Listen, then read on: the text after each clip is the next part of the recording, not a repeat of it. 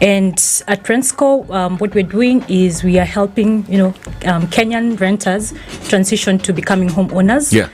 Whereby they get to convert their rent into equity and through affordable home loans. Nice. So that's the easiest way to get started. This is a big conversation, especially for millennials, younger Kenyans. Yeah, we're talking leveling up. Yeah, man. And the main level up is owning your own home for your young family.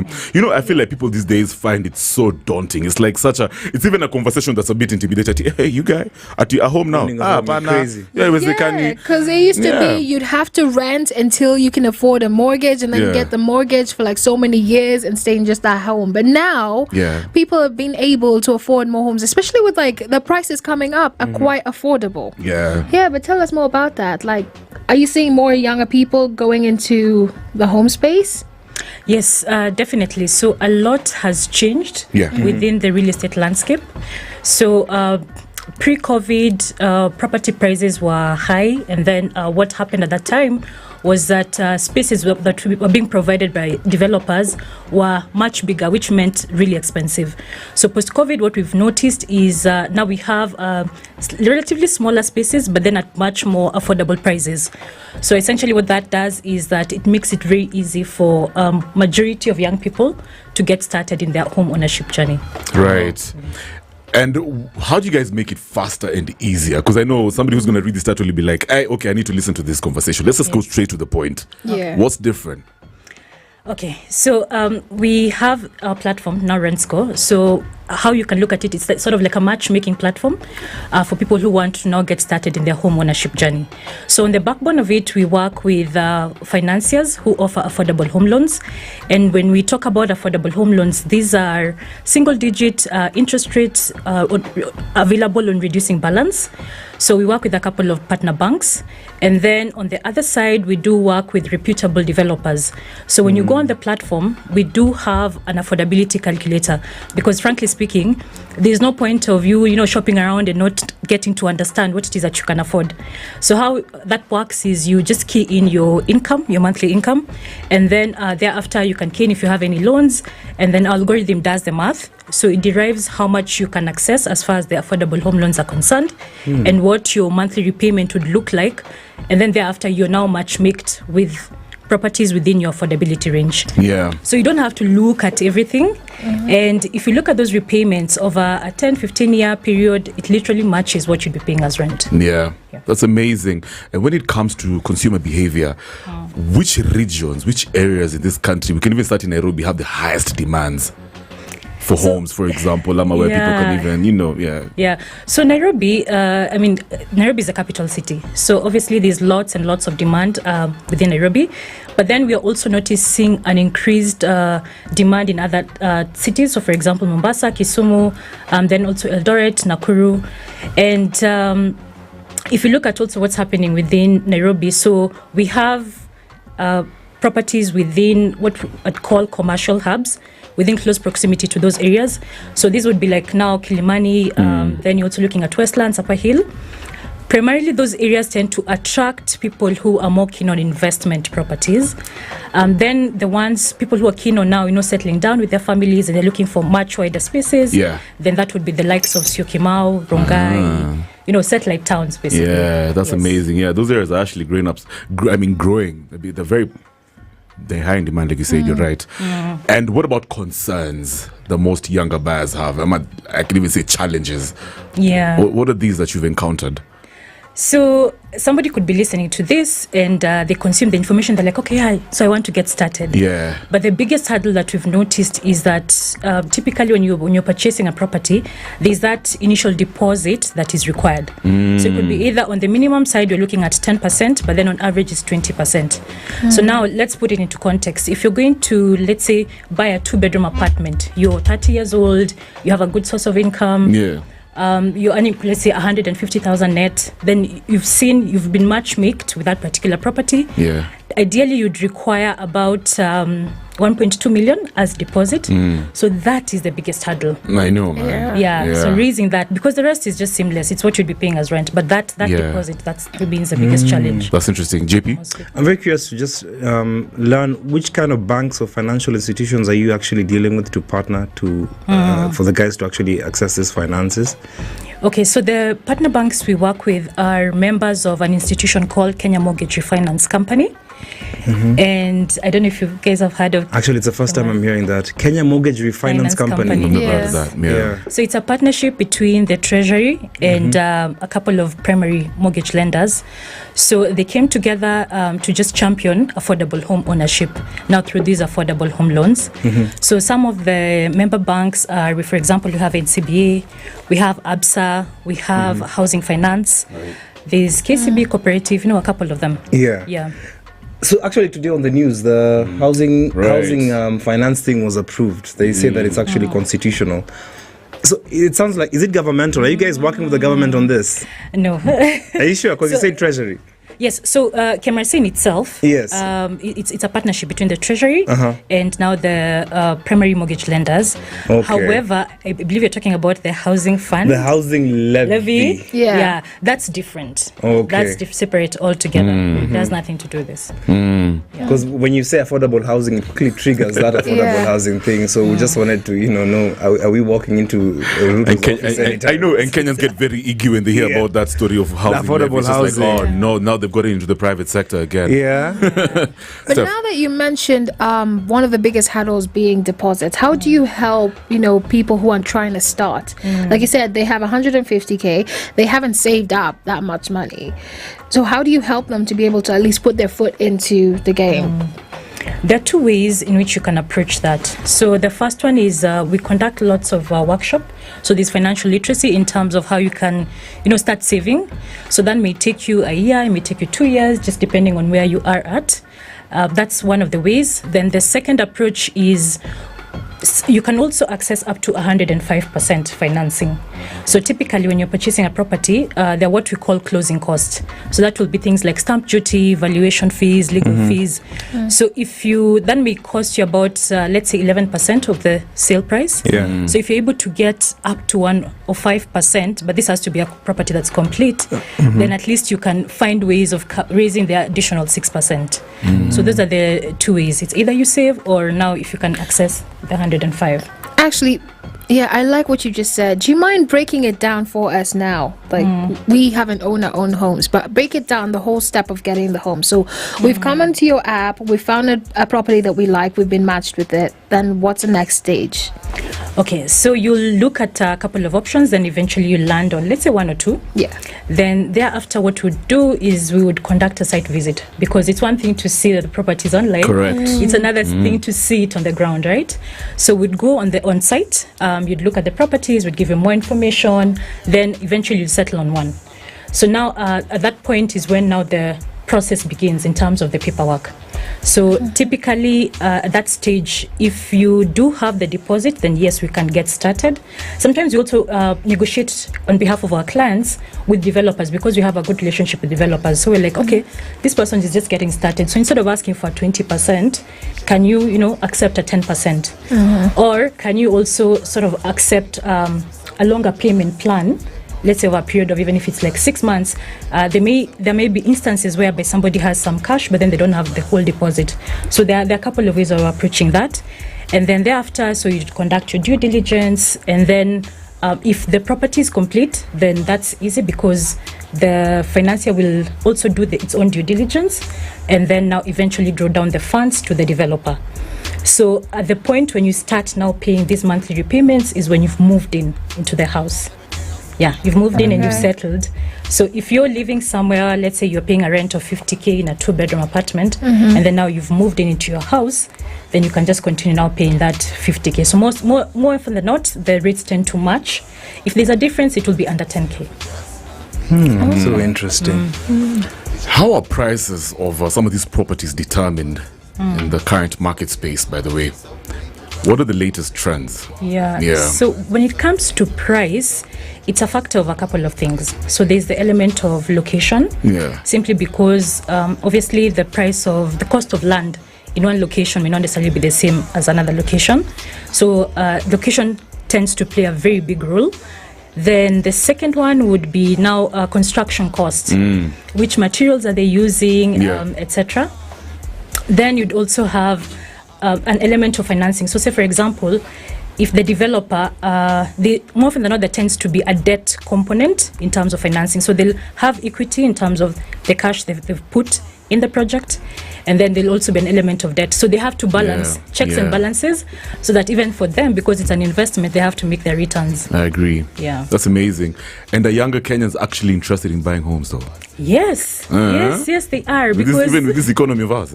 Yes. You see, the thing is, like I mentioned, we acknowledge the biggest hurdle is just that deposit. However, once you cross that hurdle, it means if you're not, you have two options. Either you continue renting, which, I mean, you'll continue paying rent forever and ever up to the point when you'll choose to transition. Or you can actually consume the information and start planning. Right. And there's nothing wrong with taking a year or taking 2 years out to plan for that. I agree. But then eventually you get there. Wow.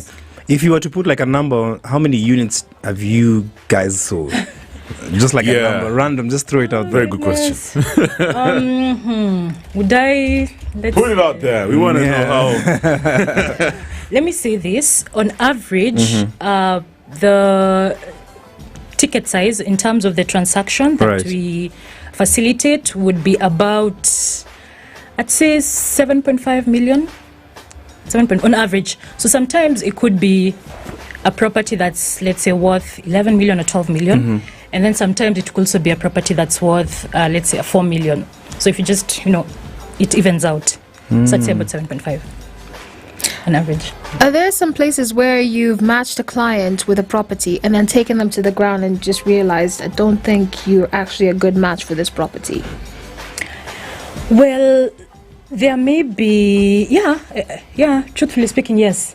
And that could be a factor of a couple of things. So sometimes when you're also getting to have that conversation, because yes, you've been matchmaked with, let's say, a couple of properties and you've selected 2 or 3, but then beyond that, before you even get to site, we tend to have like conversations with the client to understand. So what's your dynamic? Are you like a single person? Do you have a family? Would you be open to changing a couple of things? Because if you have a family and you're moving from a completely different neighborhood to another, it means there are a lot of things which are going to change for you. So perhaps your children would have to change schools and so many things. So we do tend to have conversations like that. But in instances where a client hasn't been forthright or they haven't given you full information, then that can happen because it means you guided them just based on the information that they gave you at hand. Yeah. Come in there saying, I want a 4-bedroom. It's like, you can only afford 1, darling. Or they match you all the way in Kitui, man, and you want to be in Nairobi. Do I look like I can live in Kitui? And I'm a Nai guy. Let me ask you, for a first-time buyer, Christabel, what are some of the legal considerations that a buyer should be aware of before now they start, getting into the whole process of buying a house, a home? Okay. Typically, we champion we usually advise clients to get legal representation during the transaction process, simply because you have to conduct your due diligence. So in this particular case, you need to check the authenticity of the title and actually, ascertain that it's a developer who owns it. Then secondly, there's also the element of, which I talked about earlier, debt financing. So if the main title is charged, then you need to have conversations around, okay, what if I finish, paying? What does that mean in terms of, because nowadays we're getting sectional titles for each unit, and so the regime has changed a bit, like in Nairobi, so you can actually have an individual title to your house, but then what does that mean if the property is charged? So there's something which you call a partial discharge, and so your advocate would be able to guide you through that process. Then there's the element of checking for approvals, like has it been approved by NEMA and all the relevant authorities as well. Then typically those tend to be the main ones that somebody needs to be on the lookout for. Yeah, we have such a huge audience abroad. Of course, the Kenyans in the diaspora. Are there any also specific ones that foreigners can go about if they're considering to buy a home in Kenya? Yes. So if you are a foreigner and you're buying property here, then there's an immigration process that you have to go through, which means that you need to obtain a PIN. Yeah. Simply because when it comes to statutory taxes such as stamp duty, then through KRA you need to have a PIN. Then there's it depends also if they want to own the property as an individual or as an entity.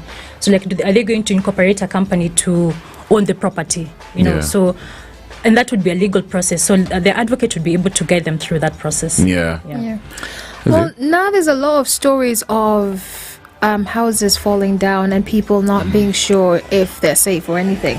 So how would you handle that situation? Because of course these houses are coming up quite fast. So how do you reassure the people that you're selling the houses to that this house it's safe for you to move your family into?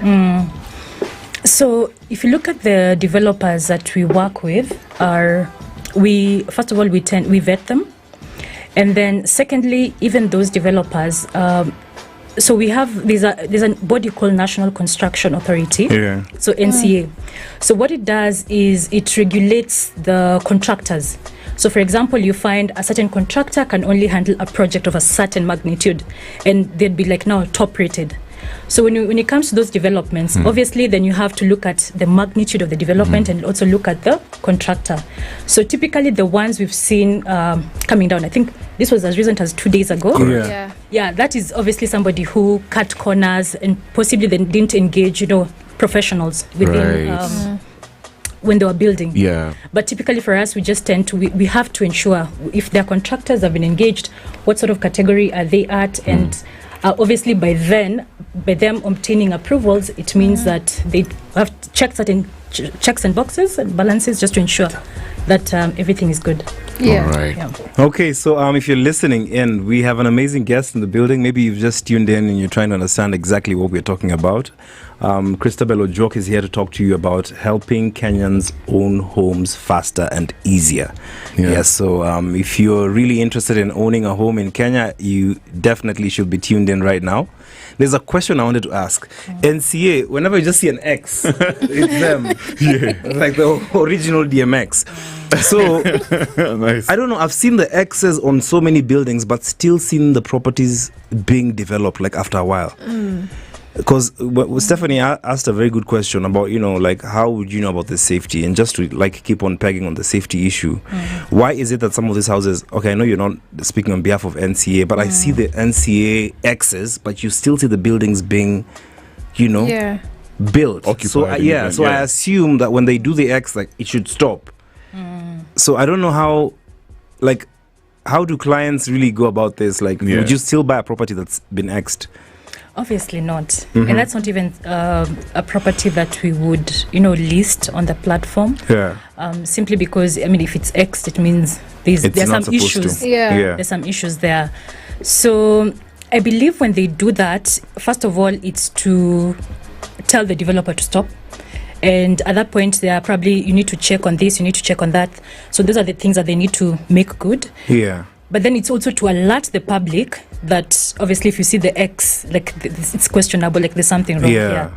So in terms of actual enforcement, again, just going back to that example, I made to understand that I think a week ago, prior to the building collapsing. So the team came to site and the people were told to vacate, and of course they did the whole X thing on the wall.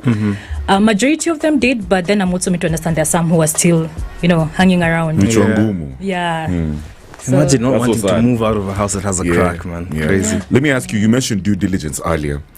So these days I usually check a lot of online platforms, even social media pages that are pushing all these, they're like real estate agents basically. So how can Kenyans avoid being duped by all these online platforms? That's a great question. So what I usually say is when you're searching for property, work with a company that has registered estate agents. So for example, my background is in real estate, so that's what I did for my undergrad, and then I proceeded to do my master's in real estate finance and investment. So we have an institution called Institution of Surveyors of Kenya, and we are also registered. There's a body called Estate Agents Registration Board. So I mean, because we've taken time to go to school, we understand how the market works, we've done our professional courses, then it means we have we adhere to certain professional conduct and then code of ethics as well. So then that means that I've taken certain steps to ensure that before I present a property to you, I've done what needs to be done, right? But then because also there's so many, can I call them the quacks out there? To the public, you guys may not necessarily be able to tell. However, the Estate Agents Registration Board has a platform, so you can actually go in, key somebody's name, the agent that you're working with, and then you'll be able to see if they're registered, their details will come up. So that's one of the best ways. Why? Because in the event that something wrong happens, you can actually go and report. So Just to top on that, Kev, because you talked about due diligence. So you leave the due diligence for the client. Like the client is the one who's supposed to come with his own lawyer. Yes, if they do have, ideally they need to get their own. If they don't, then we do recommend, because we also do have a couple of advocates that we work with. However, that due diligence process is independent, so that there's no any form of bias. Yes. What are your predictions when it comes to the real estate market? Say, in the next 5 years, what do you foresee happening? We're living in such an interesting era, especially in this era for, Internet of Things, tech, what's going to happen in the next 5 years? Where do you see this thing going? Well, the market is changing so rapidly. Like I mentioned, right now we're in 2024, so we've just seen a transition post-COVID. It's already 4 years in. Hence the reason why you've seen lots of high-rise apartments in Kilimani, Westlands, etc. In the next 5 years, I see an increased demand in what we call mixed-use developments. So, for example, Tatu City, Tilisi, I don't know if you guys have seen. So there's going to be lots of people moving from more dense areas to those neighborhoods, simply because space, greenery. As you can see, like every time, like each and every corner of the city, like there's construction coming up, So people will be they'll be more receptive towards moving within the outskirts of the city. So that's, for me, that's what I foresee mainly happening. Of course, we'll have, so as the relatively older ones are moving out, the younger ones will be moving in, right? Because it's a cycle. People just want peace of mind. You guys want to chill. You guys want to chill, relax, bro. man. I like that. What about opportunities? Where are there opportunities in this industry where Kenyans can take advantage of? Well, there are always opportunities. Like you just need to have your eyes on the ground. So, for example, within there's increased demand as far as the Airbnb space is concerned. I'm sure you guys maybe know a friend of a friend who's operating an Airbnb here and there. So there's that. Then you have scenarios whereby you could purchase a parcel of land somewhere that's up and coming, and then you put up residential flats. That is, if it's within your financial capability. Then there's also an element of you could come in early in a project and then take advantage of off-plan prices. Obviously, there's an element of risk there, but then risk-reward, right? So as long as you've just done your due diligence, and then you're able to take advantage of off-plan prices. So it means by the time the development is complete, then there's a capital appreciation element to it.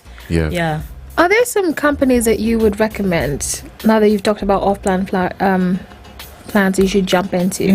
Are there some companies that you would recommend, some developers? Okay, I'm just kidding. Hey, not to Actually, we will have a conversation with them very soon. It's interesting you brought them up. Mashida. Yeah, that's a tricky one. No pressure. I actually want to see the building come up, okay? Yes. Maliza nyumba. What ideas? Don't tell me there will not be a giraffe center here. Like, okay, sure. Yeah, because the off-plan idea was always so beautiful and good. But, you know, a lot of fraudulent activities have been happening with many companies. So people just, you know, like we need that motivation to invest in the off-plans as well. Yeah, they want to jump in because the price is really good at the off-plan. Yeah. But they're like, until I see it reach a certain point, I'm not going to put my money in there. Yeah, so like... How would you build some confidence in such plans? Just like to motivate them, tell them that this is actually real and we're moving on. We usually tend to have like different approaches to that. So, for example, like I mentioned, any development that you onboard on our platform, we've actually vetted it. Yeah. So if you're coming in early, primarily, it's not ideal if you're coming in, if you're a first-time buyer and then you want to, you know, buy off-plan. And if you ideally want to do so, then what we recommend is usually to wait at least, first of all, at the show house stage. So if you look at a development cycle, it usually takes 2 years from, you know, the time they break the ground and up to completion and handover. So with about 6 to 8 months in, then there's going to be a show house. So the reasons why we advocate for that is so that, because again, you're fairly new, we want you to see and understand the finishes, understand the layout, because it's one thing if I give you a floor plan, yes, I can interpret it, but can you, right? It's your first time, right? And it's a big deal as well. So we want you to understand the finishes, understand the layout, and then thereafter, there's an element also of payment. So you can also stagger your payments. And then we've taken a step further. So for what we do for our clients is we usually send them quarterly progress updates. So we're like, okay, last quarter, this is where the development was at, and this is where we are at right now. And I mean, it's instilled confidence. For a quite substantial period, our clients were so quiet. So we were wondering, like, what's going on? Like, you guys send us updates. So there's no point. I don't need to reach out because I know what's happening. Right? And it instills confidence in them. And do you work with community organizations? And how can they go about, you know, facilitating, even acquiring like a property? How can they follow through the whole process? Let's say now we're a group for such and such a region. Are you guys open to working with, let's say, a community organization? Yes. And let me just use the layman language. That would be like a chama, right? Where people pull funds together. Right. So if their goal is to invest in real estate, then the question would be, how much do they contribute, like on a monthly basis, for example? Because if it's a group of, let's say, 10 people who are each contributing 2K, that means on a monthly basis, you're looking at 20K. Annual basis, you're looking at 240. So then that's not necessarily a group where you'd advise them or they'd be able to get started in terms of buying an apartment, but they can look at land. But then there always has to be a strategy in terms of what's their end goal. Would they want to buy and flip? Would they want to buy and then, let's say, hold it for a certain period of time and put up something? So those are some of the questions. But typically what we do is we sit down with them, get to understand what their goal is, and then thereafter, there could be a couple of outcomes. So one of them may be a scenario whereby we're like, okay, if this is the goal, then you may need to increase your monthly contributions. And then if they are ready, so to speak, in terms of the cash that they've been able to save up, then now we can work with, take them through that journey. Interesting. So now we've got other companies like Savo coming in, where they're advertising to people, young generations like us, that we can own the property at reduced amounts and there's no interest rates. How do you compete with people like that now? So for Savo, what we've seen, most of the takers are investment buyers, because primarily what they do are the typology would be studios and one-bedroom apartments. And if you look at the locations, because they're very strategic, so they mainly target areas where it's close to like an institution. So for example, a school, a university, because they target that if you buy a unit from them, then you're going to have a student renting it out. So it has to be within close proximity to universities and all. The Kwetus. As we wrap up this conversation, because it's very, very knowledgeable, I know you're going to jump in somewhere there, Steph. What inspired you to get into this space, and what has been your most rewarding experience, Christabel? Okay. Well, so when I was growing up, so my parents were in real estate, but on a very small scale level. This is now in hindsight. Because I mean, you're young, you don't necessarily think that you're going to, be participating in this space. So from the early onset, that was it. But then also, where I grew up, in the neighborhood I grew up, I was raised in a community that had social housing, so where rent was subsidized. So I have first-hand experience in terms of what government incentives can do to the community, so to speak, right? Simply because of that, then it means my siblings and I were able to access quality education, because for example, if rent is subsidized, it means then we have sort of extra disposable income to take care of other things. I agree. So that was the subsidy at the time, and right now the subsidy that's available are these affordable home loans. So different times, but same thing. Most rewarding experience? Well, the youngest customer we've served, so she's about 26 and was actually moving from home, working along Mombasa Road. And the parents just told her, look, instead of moving out, going to pay rent, and she had gotten a good job. So she was transitioning into her second job. So the parents told her, just go talk to Rensco and see how you can get started. Nice. So that was really Nice, was really nice. good. 26 is pretty young, yeah? Steph? Yeah, so we are going to move outside of real estate. I mean, we've been leveling up over here in the housing edition. Fantastic information. Right. But I want to know, let's take it down. Let's go down memory lane. What was that one song for you back in the day that you would hear it and you'd repeat it over and over and over again? Like when you're happy, you're sad, that was just your jam. Okay, what comes to mind immediately is Aliyah, Try Again. Whoa, Kev, you don't have that song. Nah, I have it. We're stepping out. I got you, man. You got the OG over here. I know you are, man. Yeah. That's what's Aliyah, up. wow. So it gave you those vibes, eh? Yes. You're a fan of Aliyah, eh? Totally. And I mean, of course, looking back, it was Aliyah. Yeah, man. Okay, I don't know about you guys, but I wanted Girl, to. Yes. That's what's up. Try again. That's very motivational, man. Easy, sir. Thanks for coming through, Christabel. It's been real. Yeah. Yeah, that is, guys, if you're just joining us, that is Christabel Ojuok. She's the COO of Rensco Africa. And we've been talking about how Kenyans can own homes faster and easier. Asante sana.